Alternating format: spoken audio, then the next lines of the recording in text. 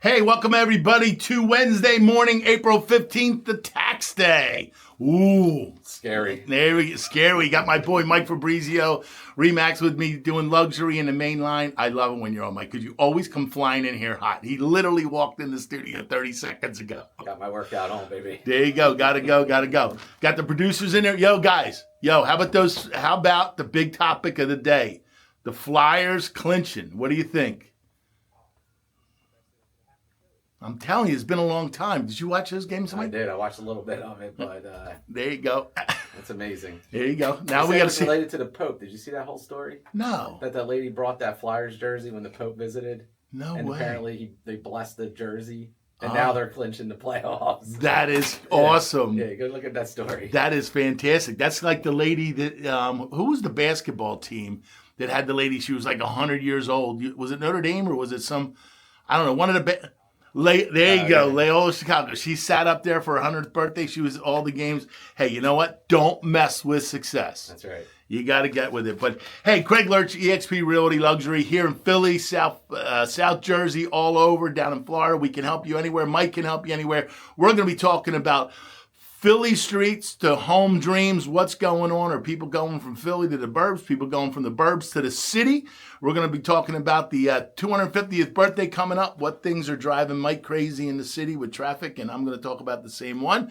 And then we're going to talk about investments. There's some really great opportunities out there. But for those who had to get and pay taxes, maybe it's a great way to buy some real estate this year. DM me. Let's set a plan for 2027. Maybe buy some real estate. Maybe use your 401k to buy some real estate. We have DSCR loans that are out there that are phenomenal. And again, first-time home buyers, I'm telling you, it's smoking hot. There's some great grants that are out there. So here we go. Like I said, Mike, the topic of today is going to be talking about the city and what's going on. We talked about the Flyers, but here's the question. Did you know what today is? Minus tax day? Minus tax day. It's Wild Guess Day. It was interesting when I saw Wild Guess Day. It lined up on tax day. It's like, okay, how much am I going to owe or how much am I going to get back? Or, oh boy, here we go. It is a guess. And to all the accountants out there that are helping everybody, God bless you for being patient and being nurturing and definitely being able to do numbers. I don't know, between my bookkeeper, Teresa, and Chris Abell, I'm telling you, they got it down. I mean, it was good. Crazy. It was good stuff. Vacation starts tomorrow. Yeah, I don't know about that. I think it's the end of next month. Here's something. We're going to do a little trivia. As I go through houses, I run into different things that are all the time. I see 189 of them last year. Pencil sharpeners, the old school pencil sharpeners underneath the steps. Yeah, in the basement. Some of them still have the pencil shavings in them, but there's no pencils around. But it's National Rubber Racer Day, like the big square ones. Did you use them in school? I don't think so. I don't even remember. Oh, see now you are. You're only 40. You're aging me. I know. I got 18 years on you. That's great. Your son, your son Sonny, I definitely know has no idea of it. No. And then Zori, who's turning 5. Yes, of course. Yeah, and they use iPads now. Yeah, I know. Yeah, I know. It's all crazy. All the electronics that they have is really crazy. But you show them those things, are like, what do you do with that? Another one, we're talking about baseball. It's Jackie Robinson Day. Sweet. There we go. You got kids. I'm going to mention this. I mentioned it to everybody last week. This is National Child Abuse Month. Please. Not just physical, everybody. Watch out for kids that are getting bullied on the internet. Watch out for kids that are getting bullied and abused in verbal, not just physical. You'd be surprised at what's going on there. They're little people. We got to protect them. So I love your two to come over and hang out all the time, especially with my boy Sonny swinging the golf club left-handed when he's right-handed. I got that fixed. Did you buy a new set or you taught him how to play? No, yeah, that's true. I tried to make him a lefty, but it wasn't working. I had to get the right hand. Hold on. You got to do the best, though. His grandmother, Mary, who's awesome. Yeah. Bought him these golf clubs. Yeah. No, Nona bought No, him. Nona bought Gigi. him. Okay, Gigi. My Okay. mom. Okay, your mom got him. Okay, all right. So, and the funniest thing is my wife goes under Gigi, too. Yes. And that's Mary. So, That's sweet. there we go. Two hot messes worrying about golf. They shouldn't touch what they don't know. I think it would have been the same result either Gigi or Nona. My daughter Casey knows how to swing a golf club, though. That's sweet. That one I do know. So, hey, let's just jump right into this of real estate. What's going on? We had the first quarter of the year. How'd you see it? A lot of people said it sucked.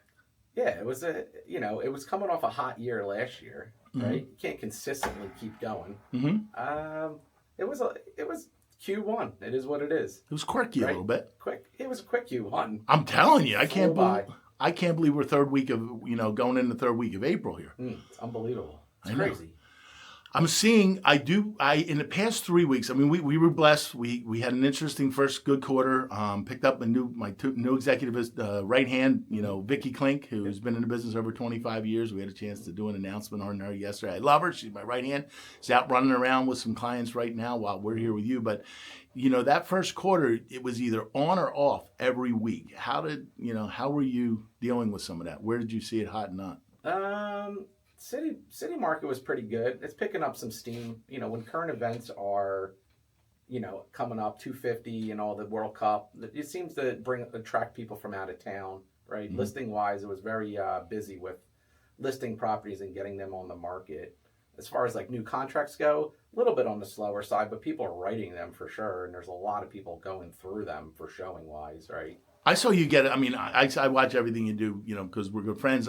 You had a bunch of nice condos come up in Murano and a couple in the Ritz too. Yeah, we had some good ones. And there's a couple are on the market still, a couple under contract, but it's doing good. The rental market's so strong that gets you through a couple weeks of slower times, but overall it's been okay. Do the condos in those have to be 1 year leases, or can they be 30-day leases? It all depends on the building. They usually Murano. Murano is like a secret 6 month, but they really want 1 year. I think they're about to change it. I'm on their committee over there for this. Mm-hmm. They don't want short terms. Yeah. Coming in and out. Not a wear and tear. It's a condo bill. Yeah. Yeah, and then the Ritz, that's definitely one. It's the same exact thing. Yeah, it is what it is. It is what it is. You go from there. It's not like Florida. Everything's 30 days, and you go from there. No, there's a lot of apartment buildings though that can accommodate for that. There's a lot starting to do that. I've got people that are starting to put in furnished places, and they're doing 3 months at a time, 90 days. Yep. I got a couple people coming up from Florida that are interested in that specific scenario. So, well, especially with the 250. I mean, somebody can do a 6 month, rental. Mm-hmm. You can jump in there right now, and they can be there through the 4th of July. Yep. Being downtown for the 250th, and then carry through the summer instead of going to the beach. They're there. I mean, I see a lot of people going downtown on the weekends now.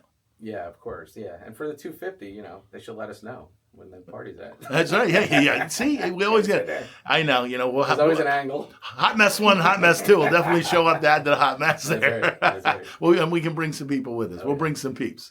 There you go. But, all right. So what I'm seeing right now is I'm seeing a lot more inventory coming on. As I was talking about it the other day and in the next week, I think the average time is falling into 70 days now for settlement, where before it was in that 45-ish, 48 days. So it's taken a little longer. I'm seeing the mortgage companies are working slower. I think did they lay people off? I think maybe they laid some people off so they don't have all. It has to be. But what is so difficult about it? They could do it in a hot market, get it approved fast, but they can't get it approved fast in a market that's off by, 12%, they say. I don't know. It's got to be the bank and the underwriting or the title companies. There's less processors than there was. Yeah, I mean, I use Executive Abstract, Steve Izzy and stuff for the past 30 years, and I mean, they're turning stuff in 3 to 5 days. We're getting reports 3 to 5 days. If your title company's throwing, 12, 15, 20 days, you got a problem, guys. Get a new title company. I haven't had a delay in a while. No. Today, I have a settlement today, and they were telling me it's going to be tomorrow. I said, come on. It's been 45 days. Yeah. It's a 1-bedroom condo. And what's the difference of 1 day, today or tomorrow? It's not going to do anything. Yeah. Well, and again, it's just the mortgage company getting it done that needs to take place. I'm seeing, and I do commercial too, and you do commercial. I'm seeing that the banks working through that process now is really slow. The commercial banks, they're like, okay, there's a time frame. We don't care. Right. Just get an extension. Right. What are you going to do? What are you going to do? And meanwhile, you've got sellers that are selling their business and their building and trying to get their life in order and trying to figure out how to get out. And the bank's like, oh, we'll get to you. I don't know. I like the cash buyers. I'll stick with them. I know, but once you get over that $1 million, $2 million in buildings for that, and there's not many of them that are doing that. There's no reason to it. It's that's leverage of where it's at. Sure. I'm seeing a lot of people, starting to.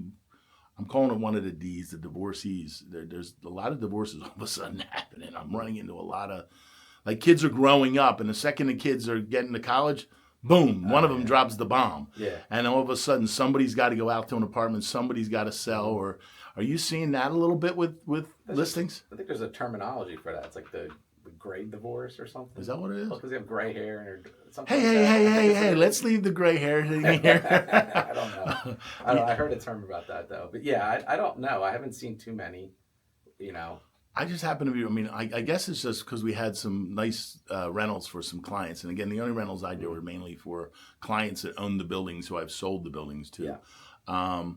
But I'm just seeing a lot of that all of a sudden. It's it's kind of getting stuck in that silver tsunami, which is the baby boomers. That's 70 million of people that is kind of like the log jam of do we sell, don't we sell, and then all of a sudden they're like, okay, I've been together 20 some years, 30 years, or 20 some years. The kids are coming out of high school.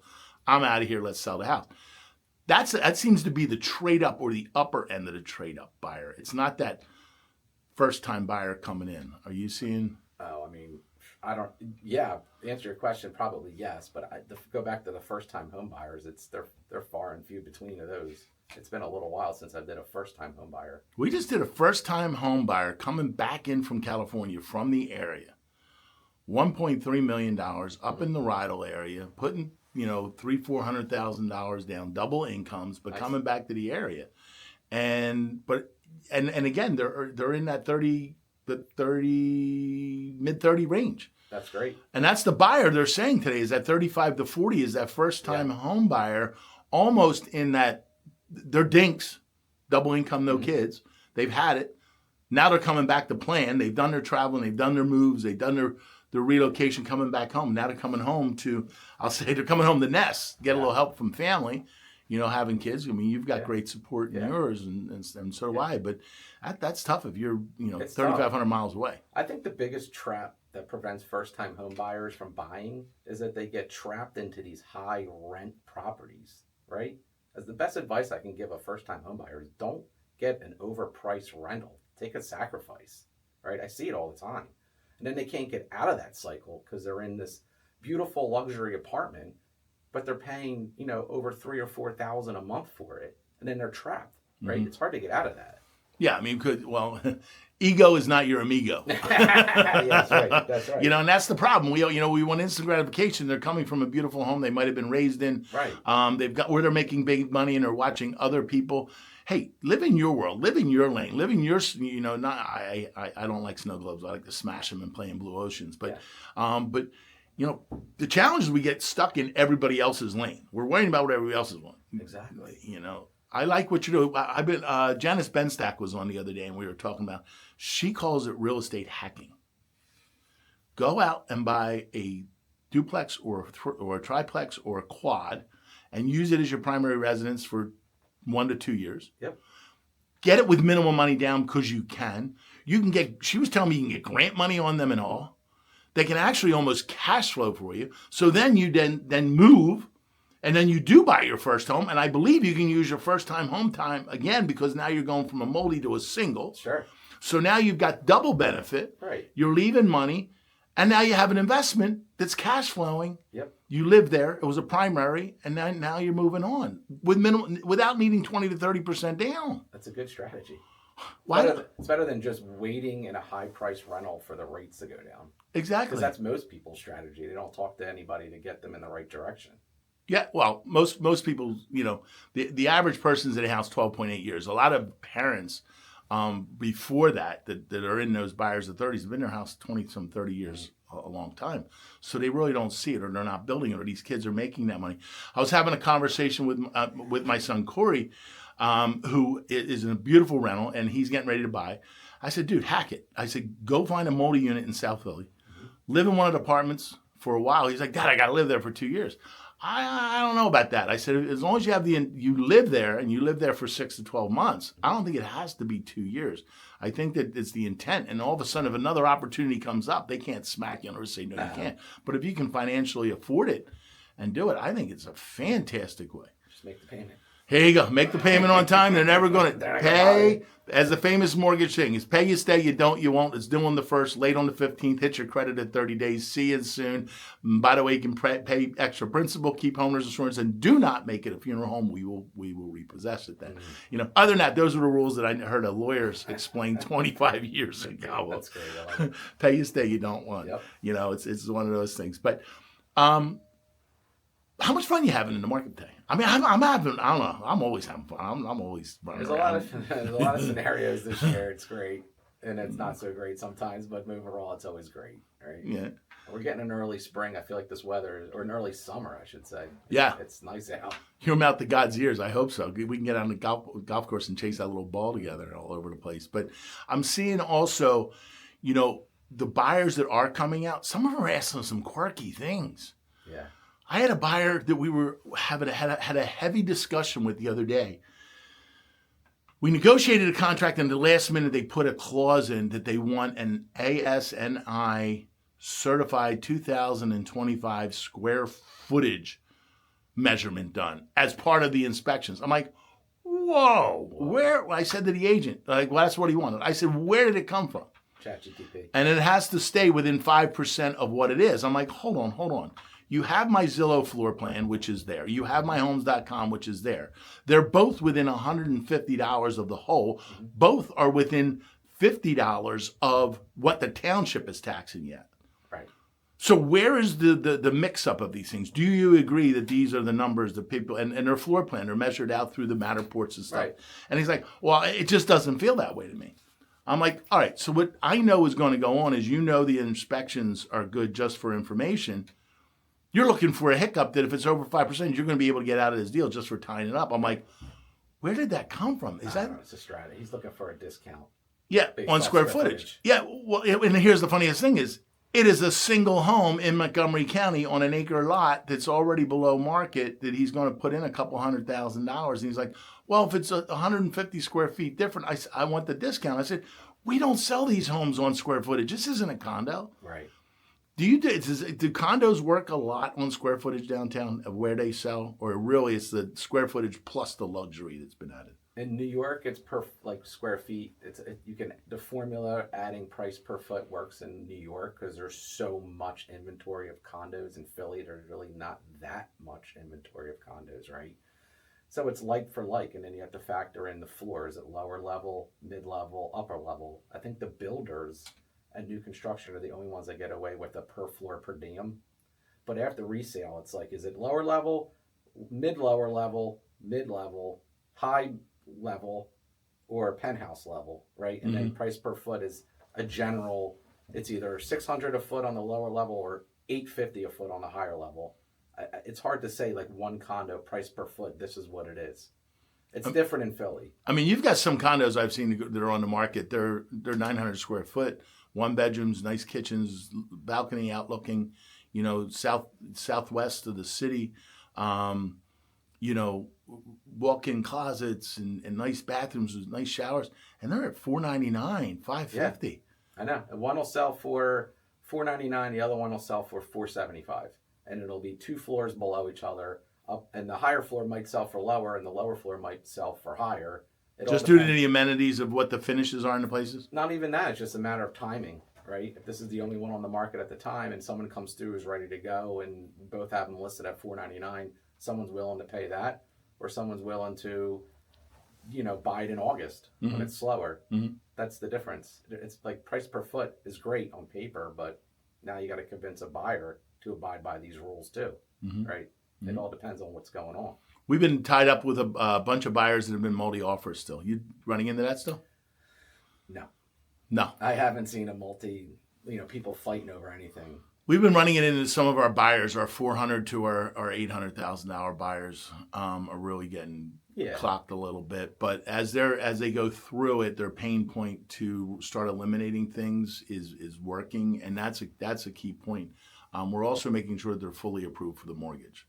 So if you're out there, you know, Mr. and Mrs. Buyer, anybody buyer, make sure you're fully approved while you're going through the process. I mean, like I know that even if you have a house to sell, Deanna, the mortgage mom with Green Tree, They actually have a platinum system that they won't even count your mortgage for 6 months as your qualification, so you don't need to sell. Because a lot of people are saying, "Oh my God, what am I going to do? I'm going to sell my house quickly, and I don't have where to go." Oh, that's nice. So that's kind of as a little reverse of what's happening there, and we're finding we just had 2 sellers that we're settling in 60 days, so the buyers can lock the right, and then the buyer literally said, "You can stay for 90 days. Instead of going up in price and negotiating, I'm going to negotiate on possession." Oh, lease back for 90 days. No, I'm going to let them stay. Just let them stay in there? Yeah, they're going to say, you can stay. You can stay.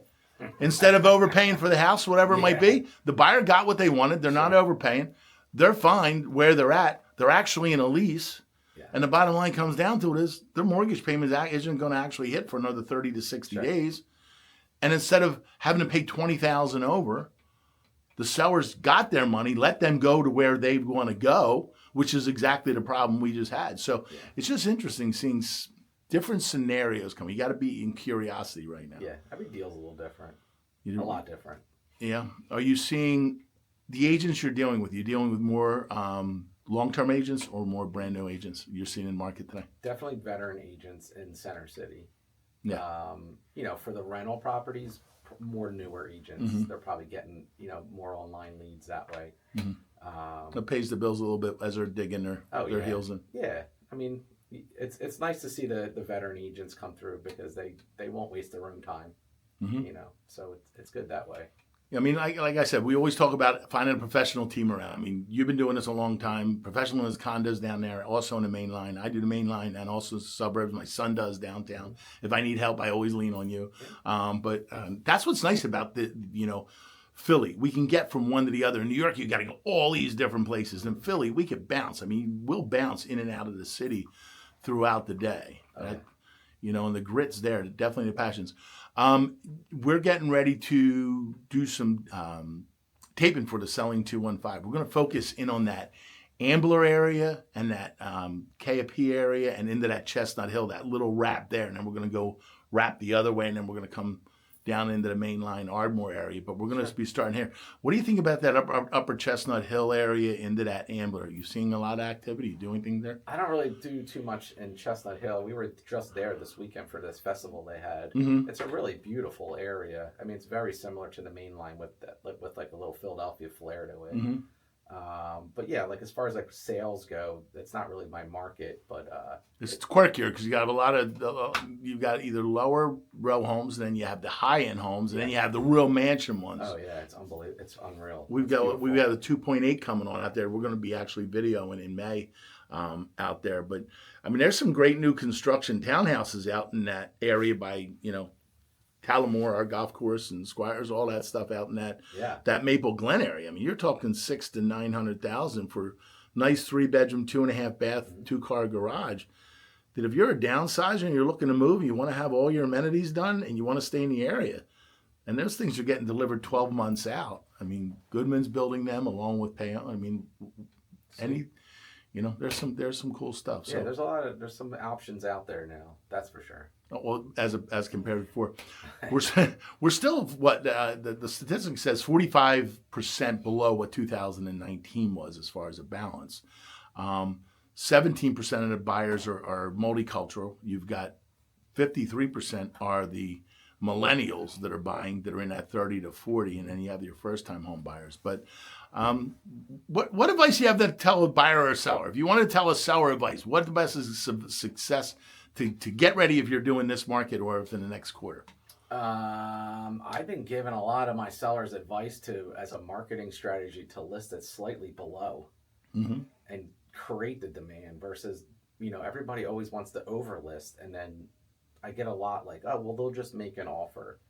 I don't know. Is it just me, or like 8 out of 10 buyers don't just make an offer, right? Yeah. And it takes those other, 2 buyers that come through, but they're not making they're making a really low offer because they're savvy. Yeah.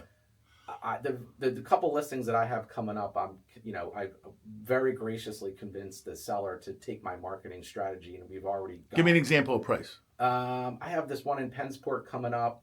I mean, it's what is it, $760? It's got 2-car parking garage. It's beautiful, newer townhome.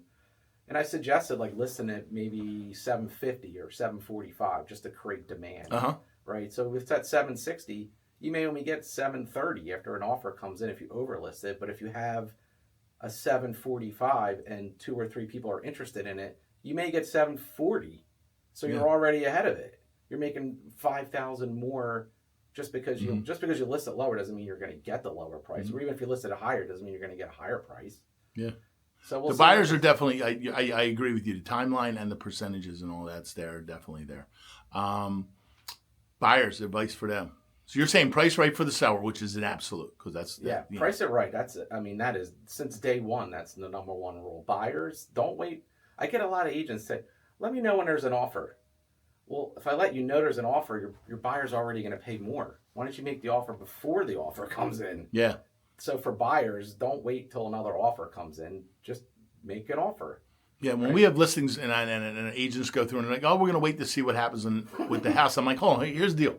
I never get mad at buyers that make offers that don't work. Sure. I get annoyed. I don't get mad. Annoyed with people that waste people's time. We can't replace time, and we need the best health we can have. Yeah.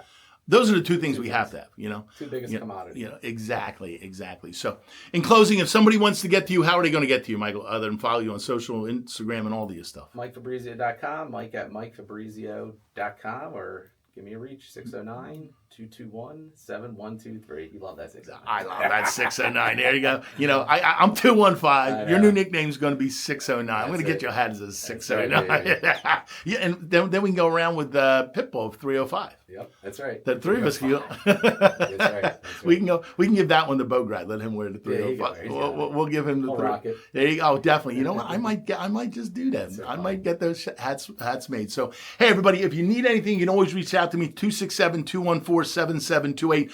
Mike, it is always fantastic to have you. I love it when you come in hot and we get a great conversation going. Remember, go out, change your life this week. You never know. It might be your life you change. God bless. Let's go. See you next Wednesday. Happy Tax Day.